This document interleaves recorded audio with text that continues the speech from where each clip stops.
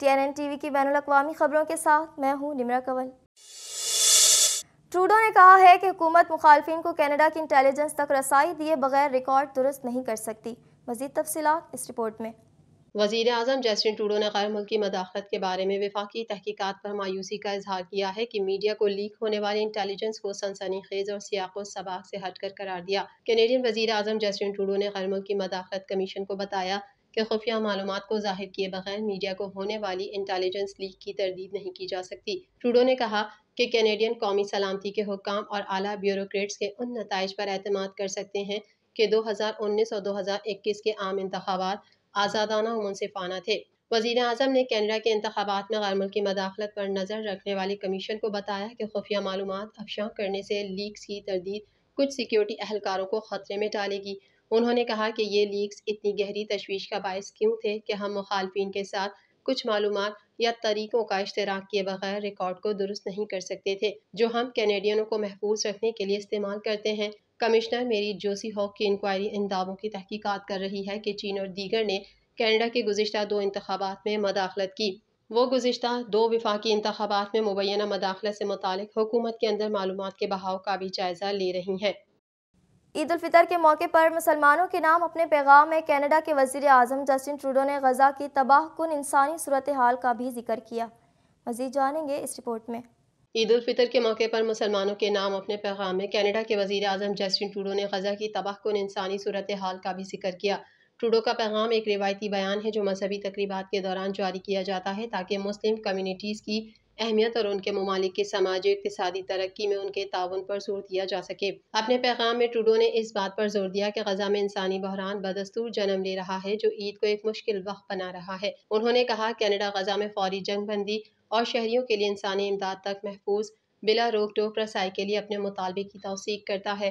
Trudeau کا کہنا تھا کہ مسلمانوں کے لیے عید عبادت اور غور و فکر کا وقت ہے جہاں خاندان اور کمیونٹی کے افراد ضرورت مندوں کے لیے شکر گزاری، خیرات اور ہمدردی کی اقدار پر توجہ مرکوز کرتے ہیں۔ رمضان المبارک کے مہینے بھر کے روزوں کو ختم کرتے ہوئے یہ 3 روزہ تہوار اپنے پیاروں کے ساتھ جشن منانے کا وقت ہے۔ کینیڈین وزیر اعظم کا کہنا تھا کہ ہم سب کے لیے عید ان بہت سی شراکتوں کو تسلیم کرنے کا موقع فراہم کرتی ہے جو کینیڈا کی مسلم کمیونٹیز نے ہمارے ملک کے لیے کی ہیں اور جاری رکھے ہوئے ہیں۔ انہوں نے مضبوط اور متنوع کینیڈا کی تعمیر میں مدد کی ہے جسے ہم جانتے ہیں اور پیار کرتے ہیں اور ہم ہمیشہ ان کے ساتھ کھڑے رہیں گے۔ ٹروڈو کا مزید کہنا تھا کہ کینیڈا کی حکومت کی طرف سے میں ہر ایک کو مبارک، صحت مند اور خوشیوں بھری عید منانے کی خواہش کرتا ہوں۔ ٹورنٹو کے مغرب میں موسم بہار کے طاقتور طوفان کے قریب آنے کے ساتھ ہی موسلا دھار بارش کی پیشن گوئی کی ہے۔ مزید جانیں گے اس رپورٹ میں۔ ٹورنٹو کے مغرب میں موسم بہار کے طاقتور طوفان کے قریب آنے کے ساتھ ہی موسلا دھار بارش کی پیش گوئی کی گئی ہے جبکہ ایک موسم بہار کا طاقتور طوفان ٹورنٹو کے افق پر ہے۔ شہر کے مغرب میں شدید بارش ہونے کی پہلے ہی پیش گوئی کی گئی ہے اور ایسا ہفتے کے آخر تک رہے گا۔ انوائرمنٹ کینیڈا نے ہیملٹن میں نمایاں بارش کے لیے موسم کا ایک خصوصی بیان جاری کیا جس میں 25 سے 45 ملی میٹر بارش متوقع ہے۔ طوفانی حالات بدھ کو رات کو شروع ہوئے اور ہفتے کی صبح تک جاری رہنے کی توقع ہے۔ سب سے زیادہ بارش جمعرات کی شام کو شہر کو نم کر دے گی۔ کچھ علاقوں میں گرج چمک کے ساتھ طوفان کی پیش گوئی کی گئی ہے۔ جمعے کی رات بارش کے ساتھ ہوا کے تیز جھونکے 80 کلومیٹر فی گھنٹہ کی رفتار سے چلنے کی پیش گوئی کی گئی ہے۔ موسمیاتی ایجنسی نے نوٹ کیا ہے کہ بارش جمعے کی رات برف کے ساتھ مل سکتی ہے۔ ٹورنٹو میں بارش کے وقفے اور جمعرات کو دوپہر کے آخر میں گرج چمک کے ساتھ طوفان کا خطرہ دیکھا جائے گا جبکہ جمعے کو مزید بارش متوقع ہے کیونکہ درجہ حرارت 9 ڈگری سینٹی گریڈ تک گر جائے گا۔ ماہرین موسمیات کے مطابق ٹورنٹو ہفتے کے آخر میں 10 ڈگری سینٹی گریڈ کے ساتھ ایک ٹھنڈا اور ہوادار آغاز دیکھے گا لیکن اس کے بعد گرم اور روشن موسم ہوگا۔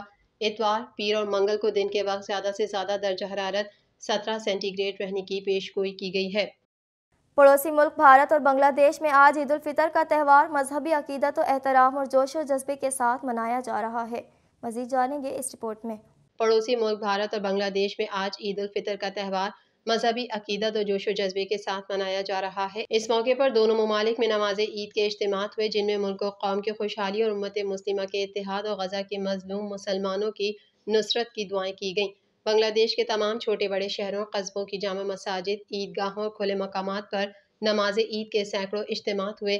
نماز کے بعد عوام نے ایک دوسرے کو گلے لگا کر عید کی مبارکباد دی۔ بھارت کے ہر شہر میں نماز عید کے اجتماعات ہوئے۔ دارالحکومت نئی دہلی میں نماز عید کا سب سے بڑا اجتماع جامع مسجد میں ہوا، جس میں ہزاروں مسلمانوں نے نماز عید ادا کی۔ واضح رہے کہ پاکستان، سعودی عرب، خلیجی ممالک، افغانستان، یورپ، امریکہ، کینیڈا، برطانیہ سمیت دنیا کے بیشتر ممالک میں بدھ 10 اپریل کو منائی گئی اور آج وہاں کے مسلمان عید کے دوسرے دن کی خوشیاں منا رہے ہیں۔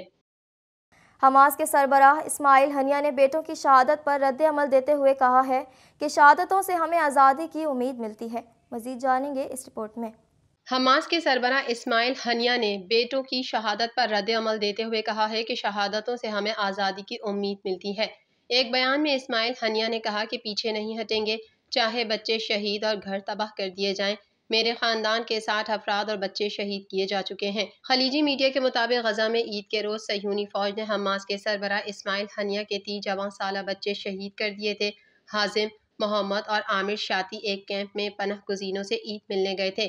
اسرائیل فوج نے فضا سے ان کی گاڑی پر بم برسائے۔ حملے میں حماس سربراہ کے کئی پوتے پوتیاں بھی شہید ہو گئے ہیں۔ غیر ملکی میڈیا رپورٹس کے مطابق ایرانی پاسداران انقلاب کے سینئر کمانڈر نے کہا ہے کہ اسرائیلی حملے کا جواب دینے میں عاجلانہ بوکھلاہٹ سے کام نہیں لیں گے۔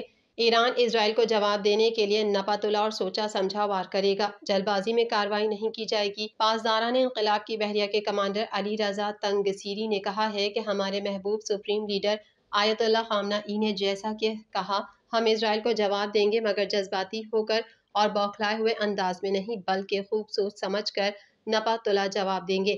ہم ایسے نہیں کہ جواب نہ دیں، مگر ٹھیک وقت پر، اور اللہ نے چاہا تو بہت ٹھیک جواب دیں گے۔ TNN TV کے نیوز بلیٹن سے فی الحال اتنا ہی۔ اپنی میزبان نمرا کنول کو دیجیے اجازت۔ اللہ حافظ۔